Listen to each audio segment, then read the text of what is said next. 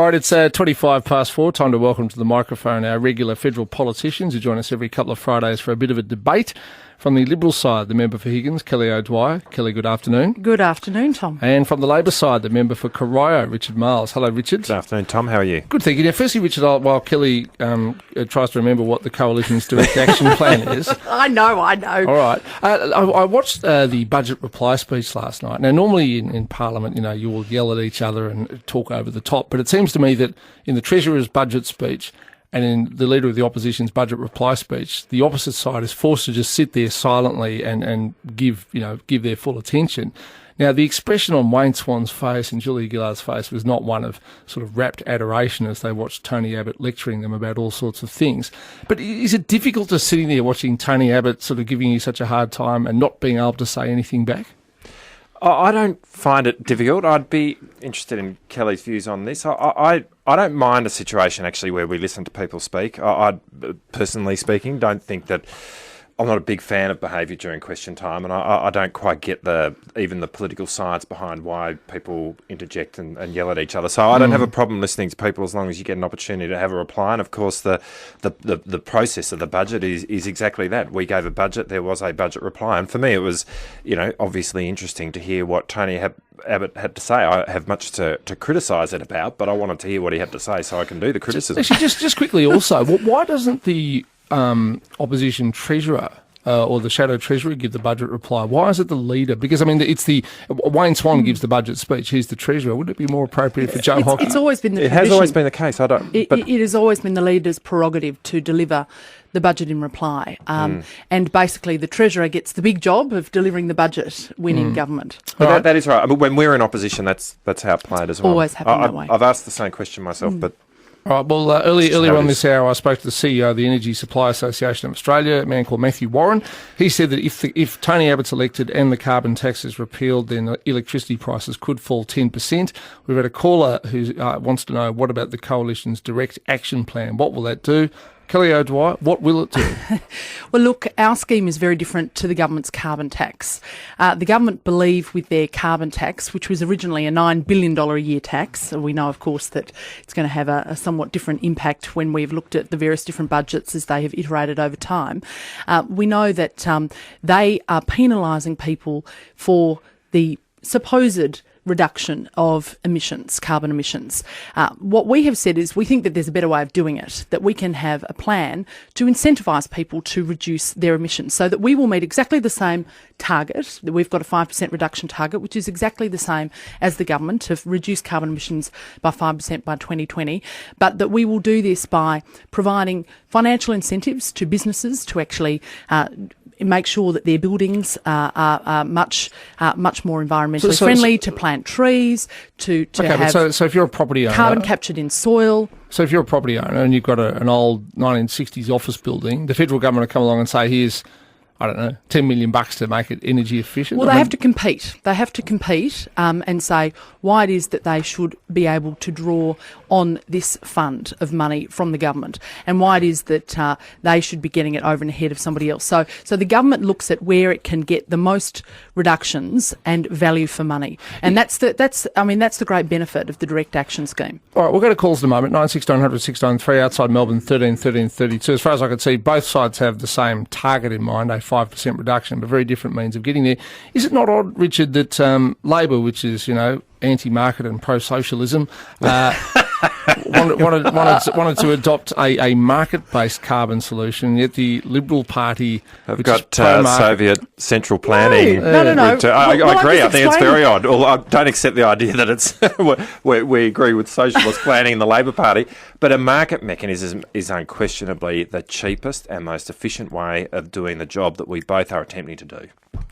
Kelly? Well, the carbon tax is not a market mechanism, and we have seen that there is a complete discrepancy between the amount of money that the government has put on the carbon tax price, which is, upwards of $26 a tonne, and predicted in previous budgets to go up and up. You've actually sliced that down now to $12. And again, it's still going to go up to around about $38 by 2050. That's because it is a market mechanism. But no. But the actual market price over in Europe, which you want to link to, is less than $6 a tonne. But that's why we're revising our forecast, because we are actually forecasting a market. But you're forecasting, though, double what the current rate is in Europe. I mean, it's a number plucked out of thin air. What we're saying is that the market price in Europe is much less than was expected, and so as a result, the compensation that we were looking at putting in place will be less than we were going to. But the point here is this is being guided by a market. It's a $6 billion hole. It's a $6 billion hole in your budget. But with the Soviet Central style planning, which we're going to have under the coalition, where you've got direct action, how will that adjust to market variations? All right, I'll ask you both just to contemplate your answer to that very question. It's 4:30.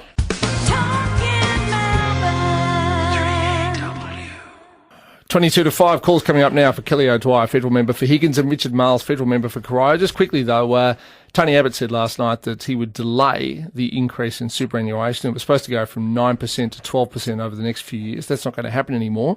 Kelly, is that a good idea?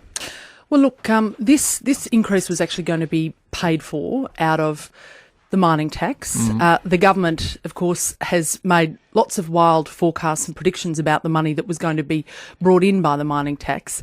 It's not receiving the $2 billion that it thought it was going to receive last year for the mining tax. It's going to receive less than $126 million for it. And you can't spend money that you don't have. So we have said we are going to have to push that out for 2 years until we can responsibly fund it. Richard, what do you think? Well, I think this is the beginning of the Liberals putting in place very significant cuts to our budget, and what this will mean is that for a person on average earnings at the age of 30 now, just the delay of 2 years will take $19,000 off their superannuation at the time that they retire. Now, if they actually get rid of this altogether, which you've got to say, they've never been in favour of superannuation increases any time, that'd be $127,000 that would be off the superannuation. We've got a couple of calls here on super for you. Let's go to Hayden. Good afternoon. G'day, Tom. How you going? Good, thanks, Hayden. Yeah, who pays for super? It's not the government paying for super. It's the employer that pays the super. Yes. So how is the government going to pay super? It's the poor employer having to fork out more money to keep people employed, and they can't keep doing it. You can only suck and dry for so long. No, Hayden, it's a good question. In fact, it's one that a lot of people have asked me. The answer is pretty simple. Because super has a great tax advantage. It's not taxed as much. Essentially, if you give them less pay and more super, the government gets less tax. Am I getting this right? You've got exactly right. Yes. So that's the government is simply saying we will extend the tax break on super. So if you increase super, it costs the government money. It does beg the question, though, that if the increase in super had gone ahead, Richard Marles, it was never clear at all whether was it just going to come out of employees' pay packets, or was the employer going to be forced to give people extra to top up their super? What do you think was going to happen? Well, what we've seen is that superannuation, as it was first introduced and raised up to 9% during the Hawke-Keating years,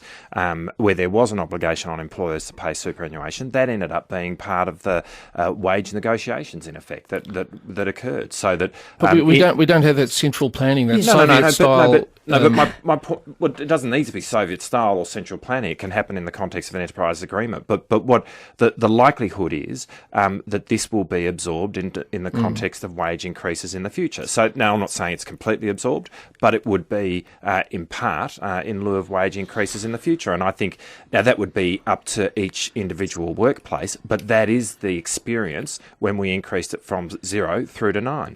It's just that if you're a small business person, this idea that you can just conjure up 1 or 2 or 3 extra percent. But it's not that. What I guess what I'm trying to say is that the burden ultimately ends up being shared. It gets shared between the employer and the employee. It ultimately is a matter for negotiation. But it doesn't always get shared. I mean, and that's a great theory. But it usually gets shared, and that's the history. But it doesn't. It doesn't always get shared, and there is no. I have respect for Hayden and his question, because I think he's right in pointing out that the business is doing it really tough. Business is doing it tough, and there is a real crisis of confidence at the moment, and any additional impost on business really directly affects the viability often of those businesses. Somebody has to absorb it. It's either the individual who's foregoing wages, or it is the business. And what will there be is a negotiation around exactly that, as to who absorbs how much. But what we're saying is that a proportion I think history of tells people's... us business pays it. No, that's not right. Actually, that isn't right. What history says is that the large bulk of it is absorbed by employees in foregone wage increases. But the point about what we're doing is that we're saying that a certain amount of savings should accrue to every person so that they've got money in their retirement. No, and we agree. We agree with superannuation. I mean, let's not... Well, that's good to hear. It's not always been the case. Let's not try and pretend that we have a difference on people saving for their own retirement. We certainly believe that. We actually would like to encourage people to be able to do that. I like what Winston Churchill had to say about history. He said, "History will be kind to me because I intend to write it." John, good afternoon. G'day, Tom. How are you? Good, thank you, John. Tom, I listened very deeply last night to Tony Abbott, and glad to hear him make his budget reply. But I listened there for an hour, or half an hour. Half an hour, yeah. And never heard the word global financial crisis mentioned in the whole half hour. You think Tony Abbott should have referred to it, John? Well, I mean, he went on about that so much money was spent and whatever over a 5-year period, but never mentioned that, maybe money was spent because of a certain incident like the global financial crisis. So does Tony reckon it happened? No. Well, of course, we understand that there was a global financial crisis, but this idea that Wayne Swan is trying to perpetuate, that Australia is still experiencing a global financial crisis now, is completely untrue, and it is something that he is trying to perpetuate, much like he does with all of the other excuses, because he cannot take responsibility for the fact that the government continues to spend more than it brings in. Now, when I say more than it brings in, let's not make a mistake here. The government is bringing in more money than the coalition had in its final year in government. In its final year of government, $80 billion more in revenue. Yeah, that's the economy's growing. And this is at a time where the government too, there should be no issue around surpluses. You should be able to deliver them. We have got now the highest terms of trade under this current government. It's 15% higher than at any time during the previous Howard government. Even at its lowest point during your government, Richard, it's 10% higher. If we're bringing in revenue, no excuses. If we're bringing in revenue at the same rate that you were, or that the Howard government was in its last year, we'd be in surplus. Now we'll go to one more question, but Richard, I just thinking about history, we mentioned it a couple of times. Do you sometimes think the Labor Party is a bit unfortunate? Gough Whitlam gets elected, there's an oil price shock. Then of course Bob Hawke gets elected. There's a recession in the early 80s.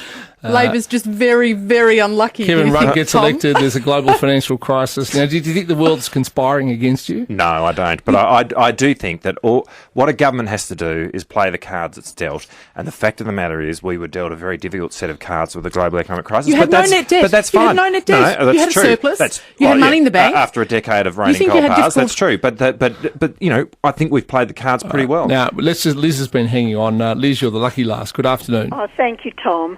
Tom, could I speak to Kelly, please? Yes. Hi, Liz. Hello, Kelly. First of all, I want to thank you for what you did to try and help me in this matter. But it's to do with the War Widows pension. And some months ago, you were kind enough to try and help me get one, and I got a letter back from Warren Snowden saying that virtually because my husband died from the wrong sort of cancer, there would be no way that I would ever get the War Widows pension. Now, I'm 84 years of age. My husband fought for his country in the Second World War. And I was wondering if there's ever going to be any chance of people from the Second World War, for war widows to get the pension. Very quickly, Kelly. Well, look, Liz. What I will do is I will actually follow up on your particular case. I do remember it, and I do remember following up with Warren Snowden, and I'll see whether there is anything more that we can do to provide information to the government about your circumstances. We better leave it there. Richard Miles, good to talk with you. Thanks, Tom. Kelly ODwyer, thanks for coming in. We'll do it again in a fortnight's time. Great to be with you, Tom. See you, Richard. See you, Kelly.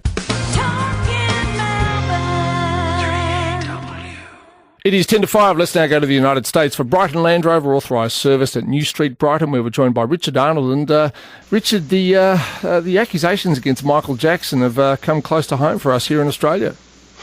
That's right. This has stirred a hornet's nest, as it was certain to do. The interview given by Australian choreographer Wade Robson today. He's 30.